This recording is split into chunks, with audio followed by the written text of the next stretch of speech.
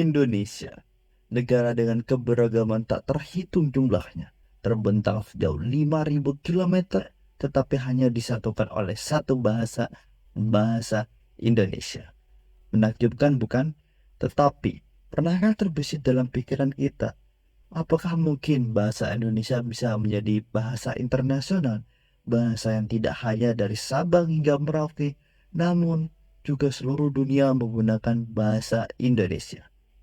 Mari kita bahas. Seperti yang kita ketahui, bahasa Indonesia sebenarnya sudah dikenal di kawasan Asia Tenggara dan dunia. Bahkan diajarkan di lebih dari 30 negara. Dengan jumlah penutur asli yang mencapai lebih dari 270 juta jiwa. Bahasa kita ini sebenarnya punya potensi yang besar untuk dikenal lebih luas. Tapi, untuk menjadi bahasa internasional, ada beberapa alasan yang perlu kita ketahui dan langkah yang perlu kita ambil bersama-sama. Mari kita bahas potensi terlebih dahulu. Yang pertama ialah jumlah penutur yang besar. Seperti yang sudah disampaikan di awal, bahasa Indonesia memiliki lebih dari 270 juta penutur asli, termasuk para pengguna bahasa Melayu yang ada di Malaysia, Brunei, dan Singapura. Jumlah ini menjadikan bahasa Indonesia di peringkat 11 sebagai bahasa paling banyak digunakan di dunia. Potensi lainnya ialah kesederhanaan tata bahasa kita.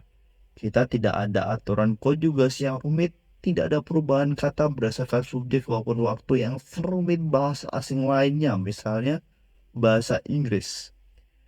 Bahasa Inggris punya 16 grammar.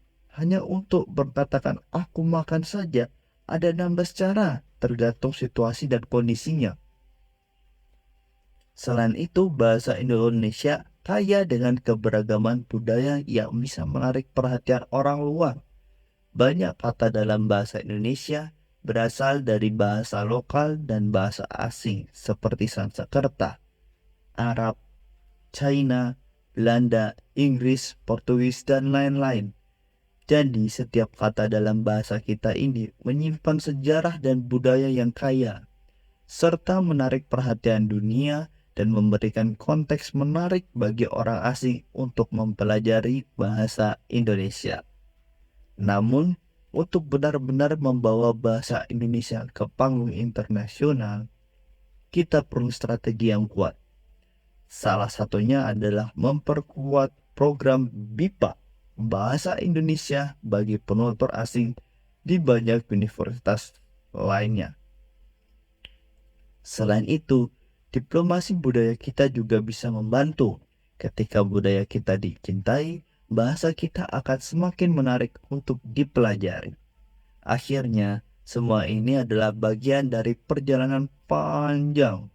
Setiap dari kita bisa berkontribusi dengan cara yang sederhana, seperti memperkenalkan bahasa Indonesia pada teman-teman asing, buat konten positif tentang bahasa kita, atau mendukung acara-acara budaya Indonesia di luar negeri.